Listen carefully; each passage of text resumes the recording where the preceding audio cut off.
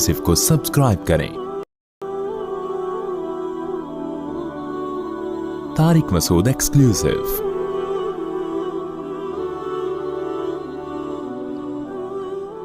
وَتَرَكْنَا بَعْضَهُمْ يَوْمَئِذٍ يَمُوجُ فِي بَعْضٍ، اور ہم ان میں سے بعض کو، یعنی جو یاجوج ماجوج ہیں، ان میں سے بعض کو یومئذ، جس دن ایسا ہوگا، جس دن اللہ کا وعدہ آئے گا اور یہ دیوار ٹوٹے گی،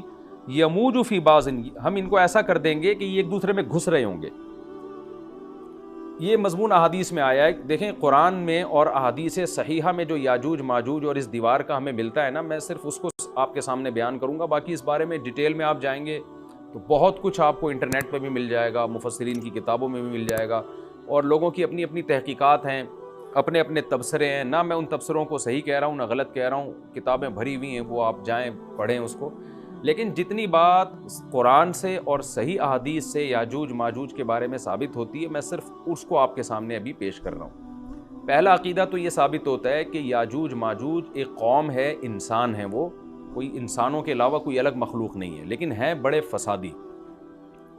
دوسری بات، یہ بہت قدیم ہے، ذوالقرنین جب گئے تو اس سے پہلے کی یہ قوم ہے، اور زمین میں پہلے سے فساد مچا رہی ہے، لیکن بہت زیادہ ان کی کثرت نہیں تھی جتنی کثرت قرب قیامت میں ہوگی، کیونکہ نسل ان کی بہت تیزی کے ساتھ بڑھ رہی ہے۔ تیسری بات یہ ہے کہ اللہ نے ان کو دنیا کے کسی حصے میں رکھ کے چھپا دیا ہے۔ چھپایا اس لیے ہے کہ ان کے ظاہر ہونے کا ایک ٹائم ہے، اور وہ ہے حضرت عیسیٰ علیہ السلام کا دور۔ حضرت عیسیٰ ابن مریم کے دور میں یاجوج ماجوج ظاہر ہوں گے، تو اسی کو آپ چوتھا پوائنٹ بھی کہہ سکتے ہیں۔ تیسرا پوائنٹ کیا ہو گیا کہ ان کو چھپا دیا گیا ہے، لہذا یہ جو لوگ کہتے ہیں نا یاجوج ماجوج دریافت ہو گئے ہیں، فلاں جگہ ہیں فلاں جگہ ہیں، تو بھائی ہمیں جب ایک چیز چھپا دی گئی ہے اور ایک ٹائم بتا دیا گیا ہے کہ اس ٹائم پہ ظاہر ہوں گے، تو اس سے پہلے وہ دریافت ہو ہی نہیں سکتے۔ پہلے دریافت ہو گئے تو اس کا مطلب نبی صلی اللہ علیہ وسلم کی گویا پیش گوئی غلط ہو گئی، تو جو جس کا ٹائم ہے اسی ٹائم پہ وہ ظاہر ہوں گے۔ چوتھی بات میں نے جیسے بتائی کہ حضرت عیسیٰ علیہ السلام کے دور میں وہ ظاہر ہوں گے۔ پانچویں بات، صحیح حدیث سے یہ بات ثابت ہے کہ یاجوج ماجوج وہ جو دیوار بنی تھی اس کو چاٹتے رہتے ہیں، ختم کرتے ہیں۔ اب چاٹنا کا جو لفظ حدیث میں ہے اس سے مراد زبان سے چاٹنا بھی ہو سکتا ہے، اور یہ کنایا بھی ہو سکتا ہے کہ اس کو ختم کرنے کی کوشش میں لگے ہوئے ہیں۔ اور ایسے چاٹنا، جب ہم کوئی چیز چاٹتے ہیں نا تو بہت تھوڑی تھوڑی وہ ختم ہوتی ہے، تو اتنی موٹی اتنی بڑی دیوار ہے کہ وہ انہوں نے اپنی اسٹرگل اور اپنی محنت نہیں چھوڑی ہے، تو وہ دیوار کو کسی نہ کسی طریقے سے گھسائی میں اس کے لگی رہتے ہیں۔ تو زبان سے بھی چاٹنا ہو سکتا ہے، اور کسی اور طریقے سے اس کو ختم کرنے کی کوشش بھی مراد ہو سکتی ہے۔ اور حدیث میں آتا ہے کہ ایک دن آئے گا، وہ جب ختم ہونے والی ہوتی ہے نا تو وہ کہتے ہیں کہ ہم کل اس کو دوبارہ شروع کریں گے اور کل ہم اس کو ختم کر دیں گے، لیکن وہ اللہ تعالیٰ اپنی قدرت سے دوبارہ اس دیوار کو اتنا ہی موٹا کر دیتے ہیں جتنا ذوالقرنین نے کیا تھا۔ تو قرب قیامت میں جب حضرت عیسیٰ علیہ السلام کا ظہور ہوگا تو وہ یہ کہیں گے ہم انشاءاللہ اس کو کل ختم کریں گے۔ تو انشاءاللہ کا لفظ جب استعمال کریں گے، کیونکہ وہ قوم ہے کافر، وہ اللہ پہ اعتماد کرنا، اللہ پہ توکل کرنا یہ چیز نہیں ہے۔ جیسے کافر تو نہیں کہے گا نا اللہ نے چاہا تو وہ اللہ پہ یقین نہیں رکھتے، تو وہ جب اللہ کا نام لیں گے اور کہیں گے کہ اللہ نے چاہا تو ہم اس کو کل ختم کر دیں گے، تو پھر اسلام کی وجہ سے وہ دیوار ختم ہو جائے گی۔ اس کی مثال ایسے جیسے حدیث میں آتا ہے، پچھلی قوموں میں ایک نوجوان تھا جو جادوگر کے پاس بھی جاتا تھا اور راہب کے پاس بھی جاتا تھا، جس کا سورہ بروج میں تذکرہ ہے، والسماء ذات البروج میں۔ تو جب وہ نوجوان پکڑا گیا، وہ مسلمان ہو گیا تھا، بادشاہ نے اس کو بھیجا تھا جادوگر کے پاس کہ جادو سیکھے، لیکن وہ راہب کے پاس جاتا، عیسائیت سیکھی اس نے اور نیک مسلمان بن گیا۔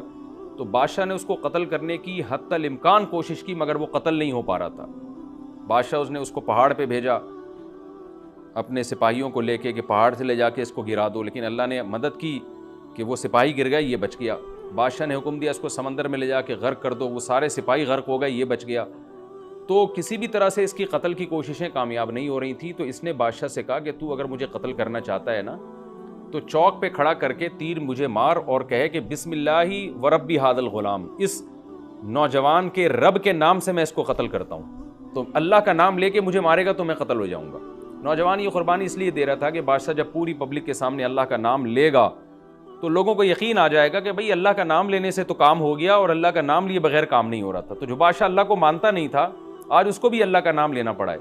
تو نوجوان نے یہ قربانی اس لیے دی کہ بادشاہ جب اللہ کا نام لے گا لوگوں کو اللہ کی ذات پہ یقین آئے گا اور لوگ مسلمان ہو جائیں گے، عیسائیت کو قبول کر لیں گے۔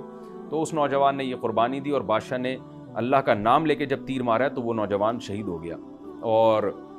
لیکن پورا ملک مسلمان ہو گیا، عیسائیت قبول کر لی۔ اور سورہ بروج میں پھر اللہ نے ان کا تبصرہ کیا، ان کا واقعہ بیان کیا ان کے بارے میں کہ کیسے بادشاہ نے خندقیں کھود کھود کے پوری قوم کو جو ہے وہ جو دین سے پیچھے نہیں ہٹے ان کو کس طرح سے آگ میں پھینک دیا ان سب کو۔ تو اس سے پتہ چلتا ہے کہ کافر بھی بعض دفعہ جب اللہ کا نام لیتا ہے نا تو اس کو دنیاوی فائدہ ہو جاتا ہے۔ تو یاجوج ماجوج بھی تنگ آ کر پھر اللہ کا نام لیں گے اور کہیں گے اللہ نے چاہا تو ہم اس دیوار کو کل ختم کر دیں گے، اور بالآخر وہ دیوار ختم ہو جائے گی۔ پھر قرآن کے الفاظ ہیں آگے کہ جب یہ دیوار ختم ہوگی وَتَرَكْنَا بَعْضَهُمْ يَوْمَئِذٍ۔ اچھا ہاں، میں بتا رہا تھا کہ حدیث سے کیا پوائنٹ پتہ چلتے ہیں، تو یہ 5 پوائنٹ ہو گئے۔ چھٹا پوائنٹ یہ کہ حضرت عیسیٰ ہی کے دور میں یہ کسی وبا کے ذریعے ہلاک ہو جائیں گے۔ حضرت عیسیٰ علیہ الصلوۃ والسلام اتنے زیادہ ہوں گے کہ ان سے لڑنا ممکن نہیں ہوگا، جیسے کہ قرآن میں بھی آ رہا ہے وَتَرَكْنَا بَعْضَهُمْ يَوْمَئِذٍ يَمُوجُ فِي بَعْضٍ، ہم ان میں سے بعض کو بعض کے اندر گھسا دیں گے، اتنی کثرت سے ایک دوسرے میں، اب آبادی کی کثرت بہت ہوگی ان کی، گھسے ہوئے ہوں گے ایک دوسرے میں یہ۔